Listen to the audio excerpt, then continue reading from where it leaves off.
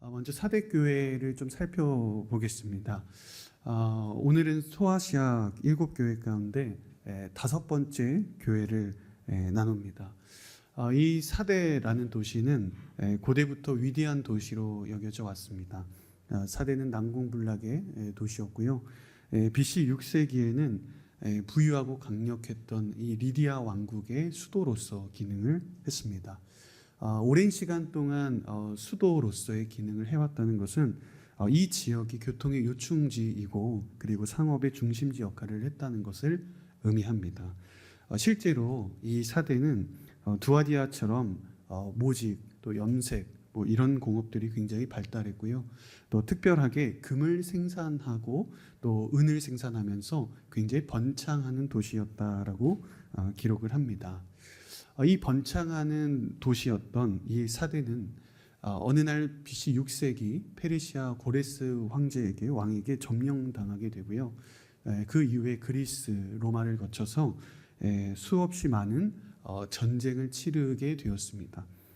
설상가상으로 AD 17년에는 이 사대 지역에 엄청난 지진이 발생했습니다. 이 엄청난 지진 속에 모두가 고난을 겪고 있을 때 이 조속한 도움의 손길이 필요했던 찰나에 로마 황제가 곧바로 이 티베리우스 황제라는 사람이 사대를 지원하게 됩니다.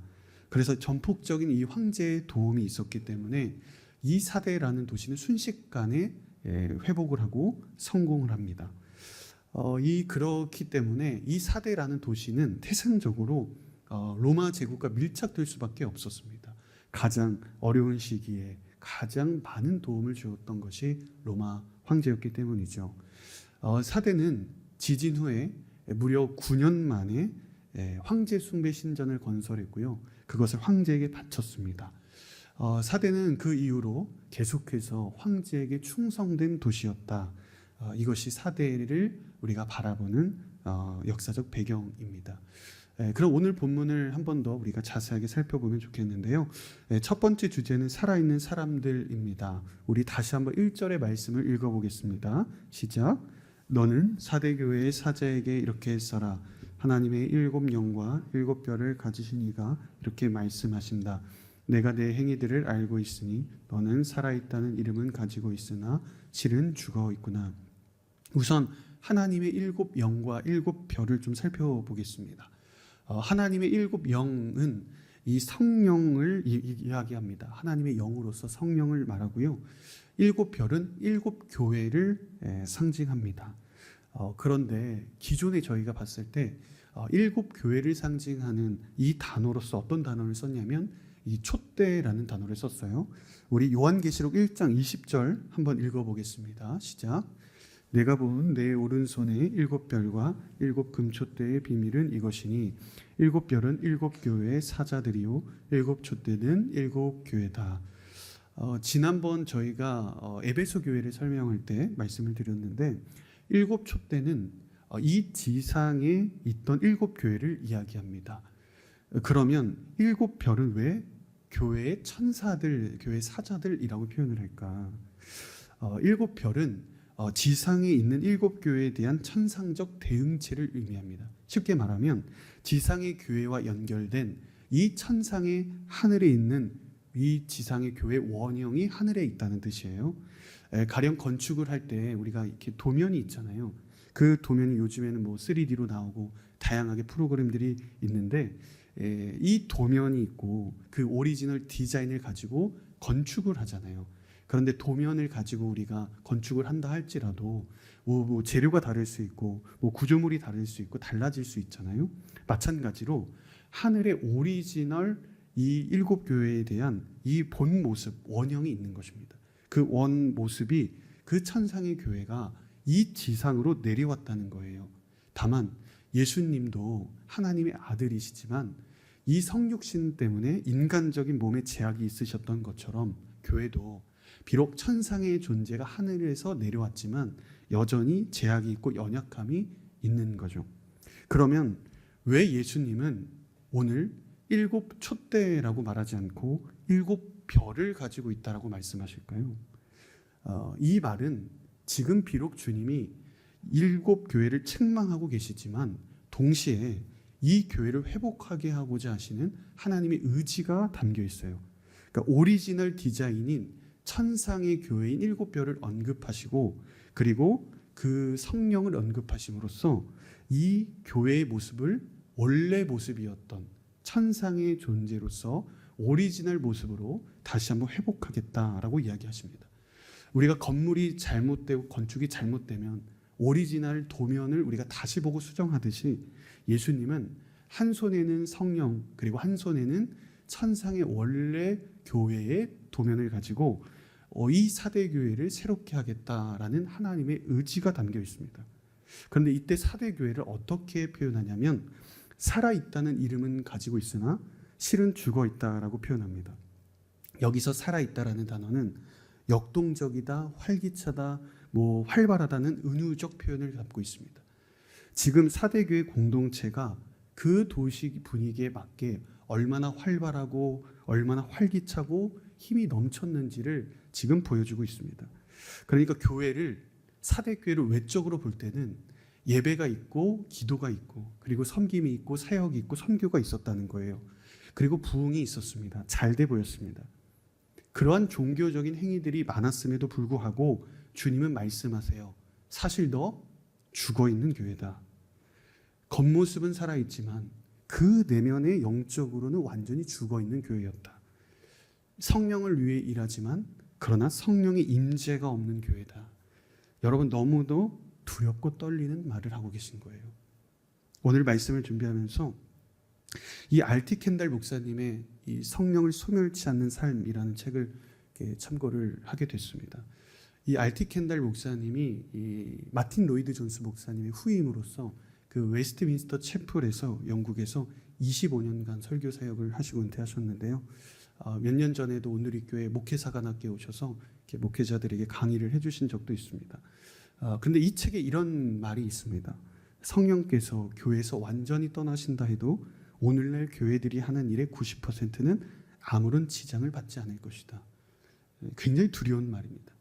그러니까 교회 안에 성령의 임재가 없어도 예배 똑같이 드리고 사역 똑같이 하고 양육 프로그램 그대로 진행할 수 있다는 거예요. 성령님이 없어도 교회가 행정적으로 기능적으로 돌아가는데 아무런 문제를 못 느낀다는 거예요. 저는 이 부분을 읽으면서 정말 우리가 두려워해야 되는 일이 여기에 있지 않을까. 여러분, 우리는 우리들의 미래에 대해서 굉장히 근심과 두려움을 가지고 있습니다. 엄청난 걱정과 근심을 하죠. 그런데 지금 내 안에 있는 성령이 나를 떠나시지 않을까, 내 안에 있는 하나님의 임재가 사라지지 않을까에 대한 두려움은 없는 것 같습니다. 알티 켄달 목사님이 여기서 요셉과 마리아의 이야기를 하십니다. 예수님이 어린 시절에 요셉과 마리아와 함께 예루살렘을 방문했잖아요.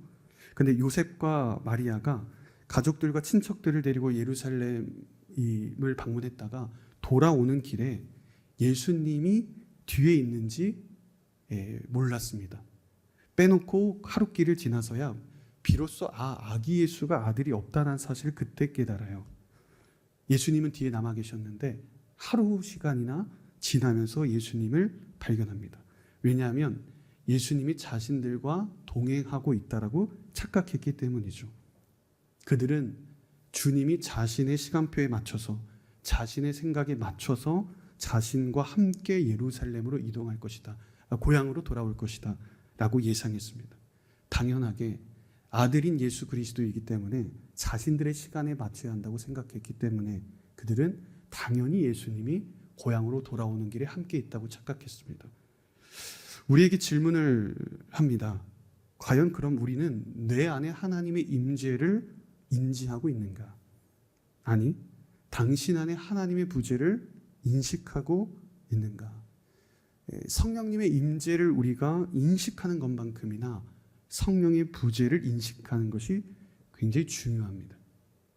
대부분의 사람들은 자신의 일이 날로 번창하고 잘 되는 일을 통해서 마치 하나님께서 자신을 인정하시고 기름 부으신다는 증거로 잘못 여길 때가 있습니다. 이곳에 구리 예배당 때부터 계신 분들은 체감하시겠지만 요즘 저희 공동체 보시면 알겠지만 굉장히 많은 분들이 오고 계시고 예배를 드리고 계세요. 기존의 구리 예배당보다는 정말 2배에서 2배 이상 늘어난 것 같습니다. 매주 새가족들을 보내주셔서 너무 감사한 마음입니다. 오히려 새가족 순장이 부족할 이런 상황 가운데 있는데, 그런데 이런 양적인 부흥이 성령의 임재와 동의어는 아니라는 것입니다. 아무리 외적으로 우리가 번영해도요, 하나님의 임재 없이 모든 순서가 은혜롭게 잘 진행될 수 있습니다. 외적인 성장에도 불구하고 이 안에 성령의 임재가 없다면, 그리고 성령의 마음으로 지금 이 빈 공간에 와야만 하는 잃어버린 영혼들이 보이지 않는다면, 그리고 한 영혼에 대한 소중함 우리가 잃어버린다면 그것은 거짓 부흥일 뿐이죠. 대부분의 설교자들이 공감하지 하겠지만 그 주일 설교 한 편을 위해서 한 주간 계속 준비를 합니다. 저도 설교가 끝나면 월요일부터 이 본문을 보면서 묵상을 하는데, 물론 실제 타이핑은 좀 후반부에 하긴 하지만 주중에 계속 묵상을 합니다. 차를 타고 오고 가는 길, 밥 먹으러 가는 길, 평소에도 거닐면서 말씀을 생각합니다. 설교자에게 축복은 지금 이 자리에서 설교를 실제로 하는 것만이 아니라 더 큰 축복은 평소 말씀을 묵상할 수밖에 없는 그런 조건이 있지 않을까라는 생각이 듭니다. 때로 묵상이 잘 될 때도 있고요, 설교 준비가 잘 써질 때도 있고요, 어느 날은 정말 설교가 안 써질 때도 있습니다. 그러나 설교가 잘 써진다고 해서 성령의 임재가 있고, 성령이 너무 안 써진다고 해서 성령의 부재가 있는가? 아닙니다. 하나님의 임재는 보여지는 것으로, 체감되는 것으로 판단되는 것이 아니에요. 여러분, 보여지는 성공과 내 삶의 순탄함이 하나님이 나와 함께 계시고 나에게 성령의 기름 부으심으로 함께 하고 계시다는 것을 보장하는 것이 아닙니다. 내가 원하는 계획대로 차곡차곡 모든 일이 들어맞는다고 해서 하나님의 완벽한 응답이다라고 여러분 쉽게 해석해서는 안 됩니다.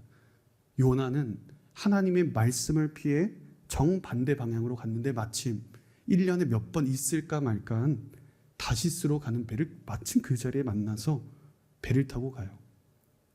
반대로 지금 내 계획이 실패한다고 해서 내 삶에 성령의 기름 부으심이 없고 하나님의 임재가 없다라고 판단해서도 안 됩니다. 그래서 우리는 성령에 민감해야 합니다. 여러분, 그래서 더 성령 안에서 기도하셔야 합니다. 2절 하반절을 보세요. 주님은 이렇게 말씀하십니다. 나는 내 행위들이 하나님 앞에 온전케 된 것을 찾지 못했다. 교회 예배가 없었을까요? 아니요. 선교 헌금이 없었을까요? 아니요. 잘 됐습니다. 사역과 프로그램이 없었을까요? 다 있었습니다. 사역에 열심이 없어서가 아니라 하나님을 향한 열망이 없었기 때문에 하나님은 지금 책망하시는 거예요. 하나님이 중심에 없는 신앙생활은 백날 완벽하게 아무리 노력해도 하나님 앞에 온전치 않다라는 판단을 받을 수밖에 없는 것입니다. 사대교회는 외적으로는 살아있는 교회였고 겉보기에는 생동력 있고 생동감 있는 공동체였습니다. 정말 안타까운 것은 외적인 성장과 부흥이 있었지만 그 안에 하나님의 임재가 없었던 교회였다는 거예요. 예수님을 뒤에 남겨둔 거예요. 처음에는 그렇지 않았을 겁니다. 성령의 기름 부으심이 있었겠죠. 성령의 능력으로 든든히 서가는 교회였을 것입니다. 그러나 어느 순간 자신들과 함께하는 하나님의 임재가 사라졌다. 하나님의 임재의 부재를 인식하지 못했습니다. 성령이 부재해도 신앙생활하는데, 교회를 운영하는데, 공동체가 돌아가는데 아무런 지장이 없었기 때문이에요. 여러분 기억하십시오. 어제의 기름 부음이 오늘의 기름 부음을 보장하지 않습니다. 마찬가지로 오늘의 기름 부음도 내일의 기름 부음을 보장하지 않는다는 것입니다. 여러분 날마다 성령의 기름 부으심을 사모하시기를 바랍니다. 성령의 임재가 지금 나와 함께하고 있는지를 여러분 기억하십시오. 두 번째 주제는 깨어있는 사람들입니다. 우리 2절 말씀 한번 읽어보겠습니다. 시작. 너는 깨어서 죽어가는 남은 것을 굳건히 하여라. 나는 내 행위들이 하나님 앞에 온전케 된 것을 찾지 못했다. 죽어가는 남은 것을 굳건히 하라. 남은 것이라고 표시를 해서 비인격적인 어떤 지칭을 하는 것 같지만 사실은 남은 사람들이다라는 의미를 가지고 있습니다. 그 사대 교회가 다 죽어가는 것 같았지만 사실 소수의 하나님의 사람들이 남아 있었다는 거예요. 아직 세상과 타협하지 않고 아직 주님을 사모하며 성령을 갈망하는 그 소수의 사람들이 있었다. 하나님은 늘 이렇게 소수에 남아있는 자들을 통해 일하십니다. 정확하게는 다수이든 소수이든 중요하지 않습니다. 하나님의 관심은 얼마나 많은 사람들이 남아있는가가 아니라 남아있는 단 한 명이라도 있는가, 이것에 주목하십니다. 저희가 지난 4주간 오늘도 점심에 북클럽 철로역정 책을 읽었는데요. 다음 주에 종강을 하게 됩니다.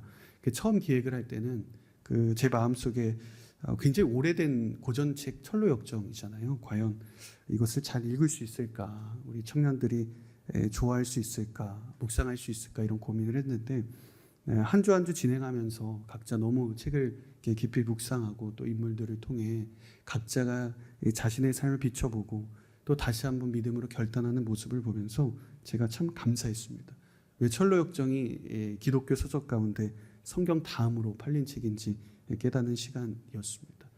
이 철로역정에서 주인공이 등장합니다. 크리스천이라는 사람, 그리고 신실이라는 사람, 소망이라는 사람 등장합니다. 철로역정에는 수많은 사람들이 등장하거든요. 그런데 새 예루살렘에 입성하는 사람은 딱 3명뿐이에요. 크리스천과 소망이라는 사람과 신실이라는 사람입니다. 하나님께서는 이 소수의 사람들만, 2사람, 3사람만 구원하시려는 것이 아니라 사실은 더 큰 목적이 있는데, 여러분 아직 모르실 수도 있지만 철로역정은 2탄도 있어요. 2탄은 크리스천의 아내들과 자녀들과 공동체가 함께 천국에 입성하는 순례길을 그립니다. 1탄은 개인의 영성에 가깝고요, 2탄은 공동체적 영성을 부각하고 계세요.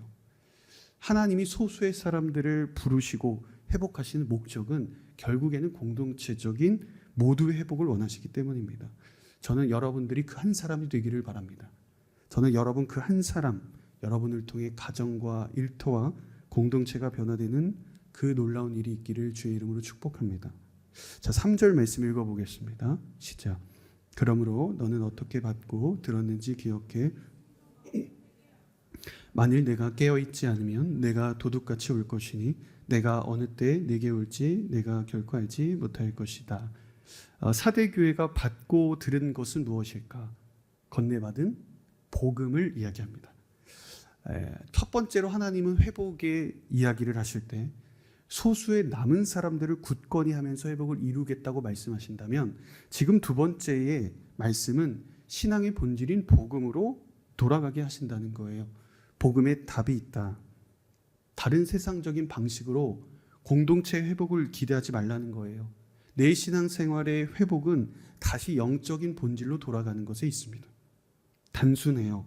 복음을 기억하고 그 말씀대로 순종하고 회개하는 일입니다. 그런데 우리는 자꾸만 다른 방법으로 내 신앙생활을 회복하려고 할 때가 있죠. 사람에게 기대고자 할 때가 있고요, 계산적인 방식으로 이 문제를 해결하려고 할 때가 있습니다.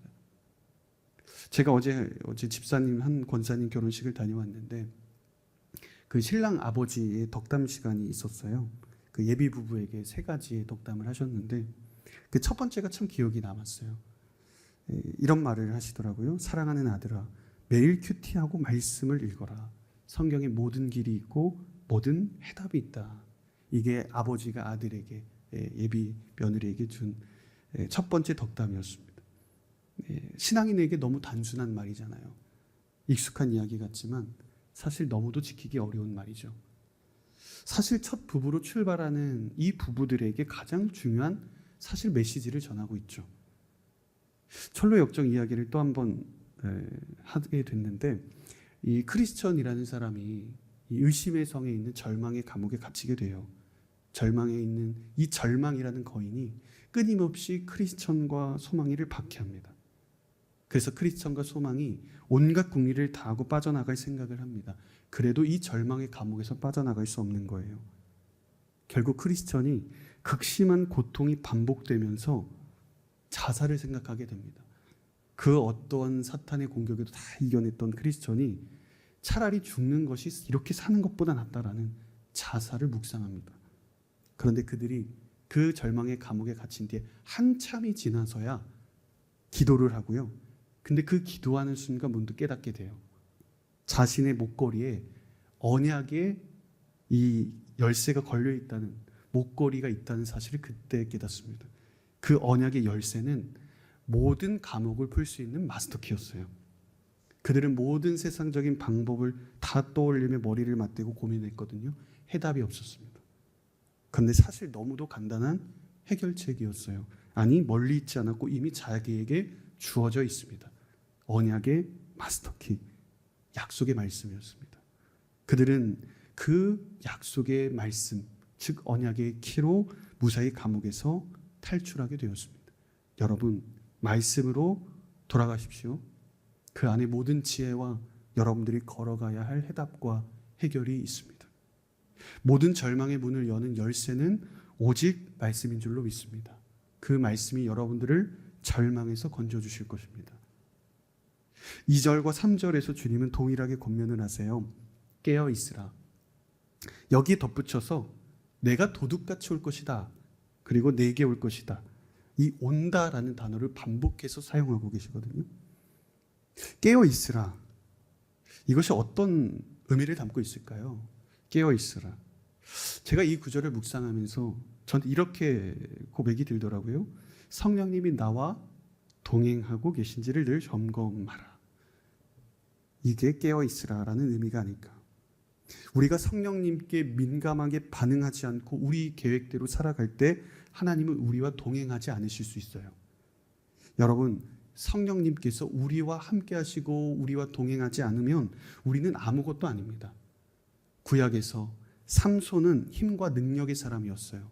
모든 것을 할 수 있는 힘을 가지고 있었습니다. 그러나 그 힘의 원천은 여호와의 영이었어요. 그가 이성의 유혹에 넘어갈 때 그에게서 하나님의 영이 떠나갔습니다. 그러나 그는 아무것도 할 수 없는 허수아비였을 뿐입니다. 그래서 3절의 말씀은 오늘 우리에게 중요한 가르침을 줍니다. 지금 주님의 오심을 여러분들이 인지하지 못한다면, 내 안에 있는 주님을 여러분들이 인지하지 못하는 사람은 절대로 주님이 다시 오실 때 인지하지 못할 것입니다. 여러분, 현재 여러분과 함께 동행하시는 그 성령님을 여러분이 경험하지 못하는데 어떻게 다시 오실 예수 그리스도를 여러분들이 알아볼 수 있겠습니까? 올해 포효가 주 예수여 다시 오시옵소서잖아요. 우리가 이 백날 이 구호를 외친다고 해서 여러분들이 다시 오실 주님을 여러분들이 정확하게 인지할 것이다, 여러분 확신하실 수 있습니까? 여러분, 지금입니다. 성령님의 임재를 사모하십시오. 성령의 기름 부으심을 구하십시오. 지금 나와 함께 하시는 성령님의 임재와 그 반응을 우리가 느낄 때, 예수님께서 여러분들과 함께 하시다는 사실을 여러분들이 민감하게 반응할 때 주님이 언제 도둑같이 오셔도 우리는 민감하게 반응할 수 있는 것이죠. 자, 세 번째, 더럽히지 않는 사람들을 보겠습니다. 우리 4절에서 6절까지 읽어봅니다. 시작. 그러나 사대의 옷을 더럽히지 않는 흰 옷을 입고 나와 함께 다닐 것이니 그들이 그럴 만한 자격이 있기 때문이다. 이기는 사람은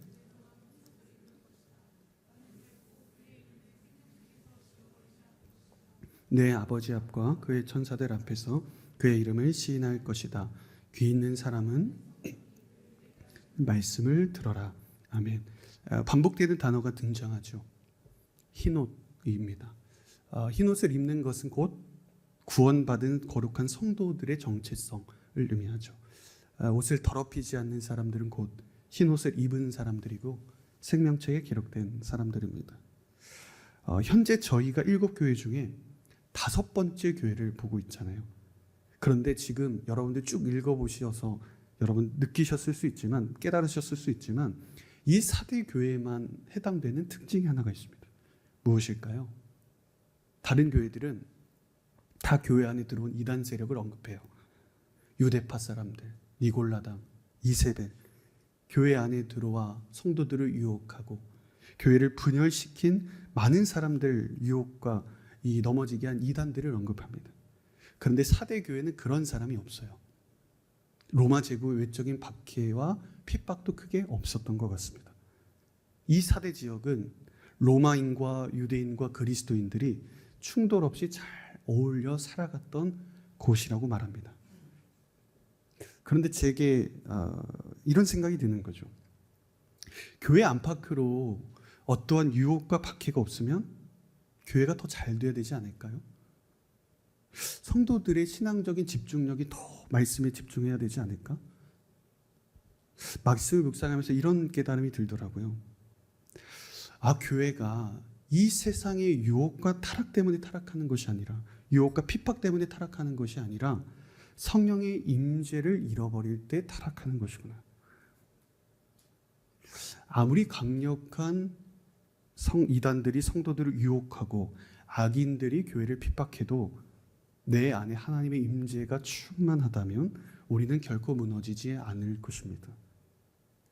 우리의 죄의 길로 빠질 때, 우리가 죄를 선택할 때 우리는 외적인 환경과 상황과 사람을 탓할 때가 많잖아요. 내 눈에 저 사람이 있었기 때문이다.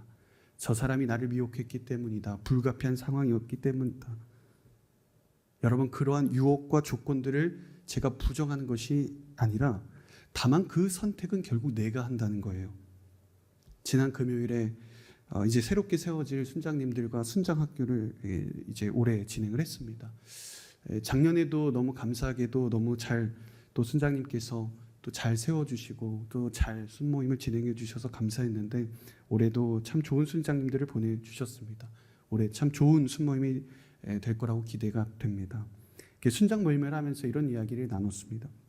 순장을 하기로 결정하게 된 것은 물론 목회자와 주변 사람들의 콜링과 부르심이 있지만, 그 과정이 있지만, 궁극적으로 하나님 앞에서 응답받고 선택하는 것은 나의 결단이다. 아무리 사람이 설득하고 강제로 꼬드겨도 내가 주님 앞에서 결단하지 않으면 이 부르심이, 이 콜링이 완성될 수 없는 거죠. 절대로 강요할 수 없는 것입니다. 악의 문제도 똑같아요.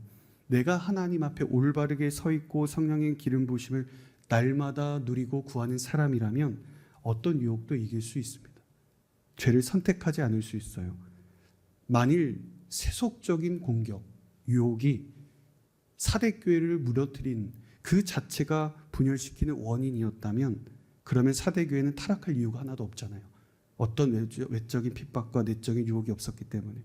하지만 사대교회가 지금 넘어졌다면 그것은 그들이 스스로 세상과 구별하거나 세상을 분별하지 않고 악을 스스로 선택한 결과입니다.